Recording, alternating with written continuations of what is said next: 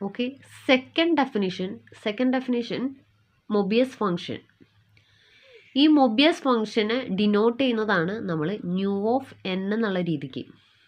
Okay, Mobius ഫംഗ്ഷനെ denote ചെയ്യുന്നതാണ് new of N എന്നുള്ള രീതിക്ക്. അതെങ്ങനെ ഡിഫൈൻ ചെയ്തേക്കണം എന്നുള്ളത് നോക്കാം.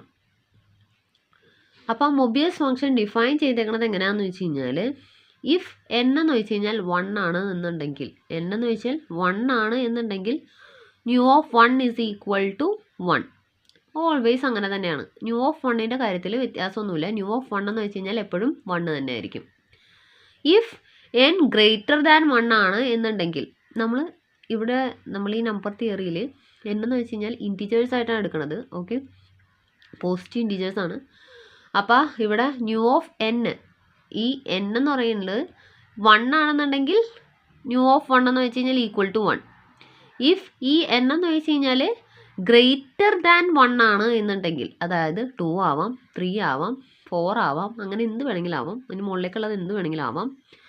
n എന്ന് വെച്ച് കഴിഞ്ഞാൽ ഗ്രേറ്റർ ദാൻ 1 ആണ് എന്നുണ്ടെങ്കിൽ ആ n-നെ നമുക്ക് പ്രൈം നമ്പേഴ്സിൻ്റെ, അതായത് പ്രൈം ഫാക്ടറൈസ് ചെയ്ത് എഴുതാൻ വേണ്ടി പറ്റും.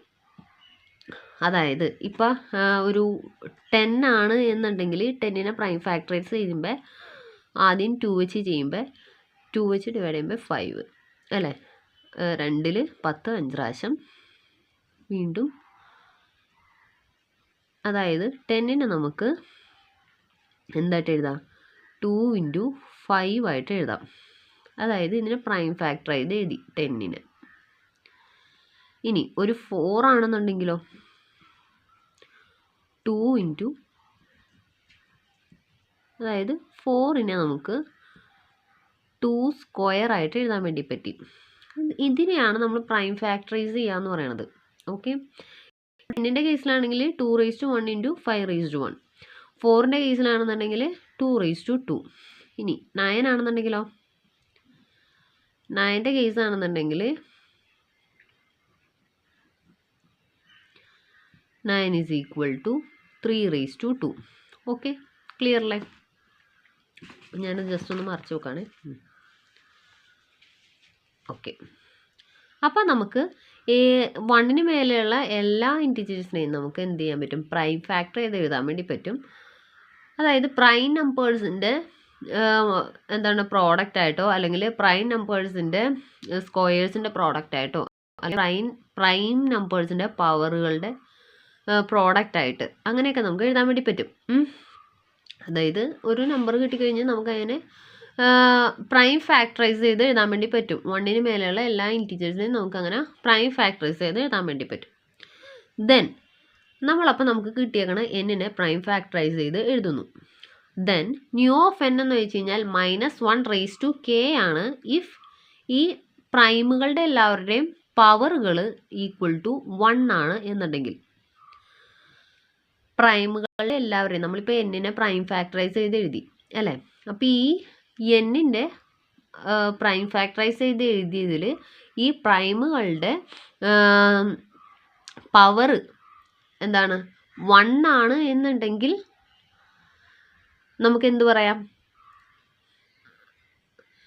ന്യൂ ഓഫ് n എന്ന് വെച്ച് കഴിഞ്ഞാൽ -1⁻k ആണ്. ഈ k എന്താണെന്ന് വെച്ച് കഴിഞ്ഞാൽ, ഈ n എന്ന് വെച്ച് കഴിഞ്ഞാൽ ഇതുപോലെ എത്ര പ്രൈമിൻ്റെ മൾട്ടിപ്പിൾ ആയിട്ടാണ് വന്നതെന്ന് വെച്ച് കഴിഞ്ഞാൽ അതാണ് ആ k.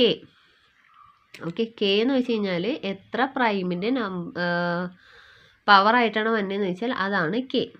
ഇനി mu of n is equal to 0 otherwise, ഇതിനകത്ത് ഏതെങ്കിലും ഒരു പ്രൈമിൻ്റെ പവർ 1ൽ കൂടുതലായി പോയി കഴിഞ്ഞിട്ടുണ്ടെങ്കിൽ അത് 0 ആയി പോകും. ഞാനിപ്പോൾ എക്സാമ്പിൾ പറയുമ്പോൾ അത് ക്ലിയർ ആവും. ന്യൂ ഓഫ് 1 ഓൾവേസ് 1 നമ്മൾ നേരത്തെ പറഞ്ഞായിരുന്നു അല്ലേ. അപ്പോൾ mu of 1 is equal to 1. ഇനി 2നെ നമ്മൾ പ്രൈം ഫാക്ടറൈസ് ചെയ്ത് എഴുതുക എന്ന് പറഞ്ഞു കഴിഞ്ഞാൽ എന്താണ്, 2 തന്നെയാണ് അല്ലേ.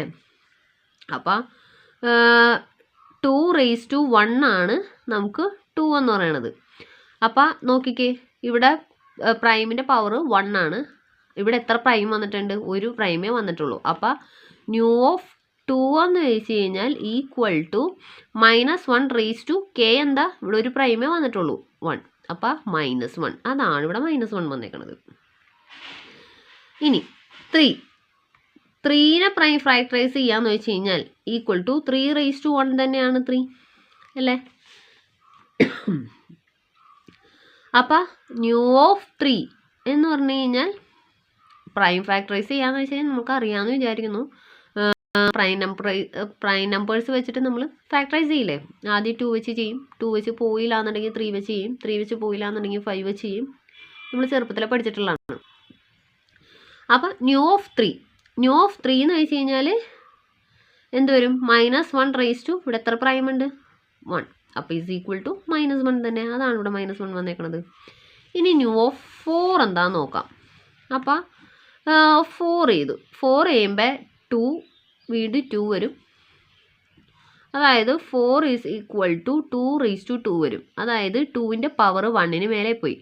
അപ്പം mu of 4 is equal to 0. അതായത് നമുക്ക് ഇവിടെ പ്രൈമുകളെല്ലാവരും 1 ആണെങ്കിൽ മാത്രമേ -1k വരുള്ളായിരുന്നു. അതർവൈസ് 0 ആണ് പറഞ്ഞേക്കണം. അപ്പം mu of 4 is equal to 0. Okay. ഇനി 5ൻ്റെ ചെയ്ത് കഴിയുമ്പോൾ എന്ത് സംഭവിക്കും? 5ന് ചെയ്ത് കഴിയുമ്പോൾ എന്ത് സംഭവിക്കും? 5⁻1. അതായത് ഒരു പ്രൈമിൻ്റെ സിംഗിൾ പവർ അല്ലേ? അപ്പം mu of 5 is equal to എന്ത് വരും?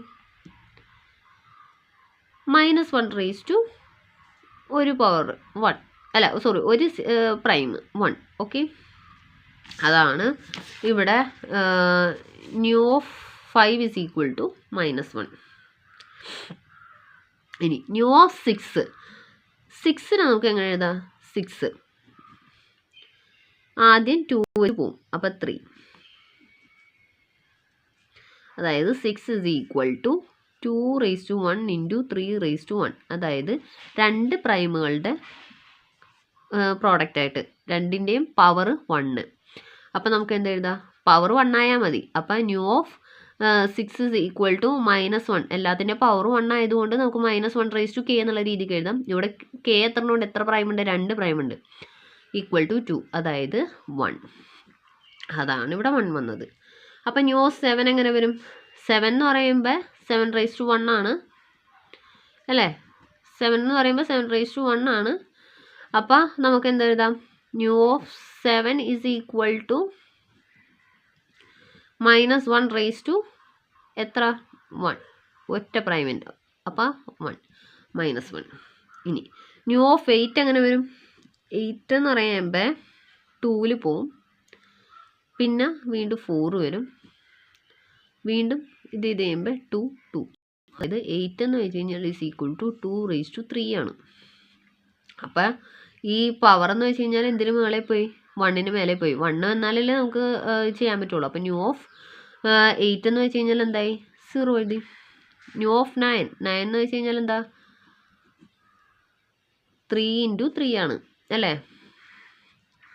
അതായത് 3² ആണ് 9. പവർ 1ന് മേലെ പോയി.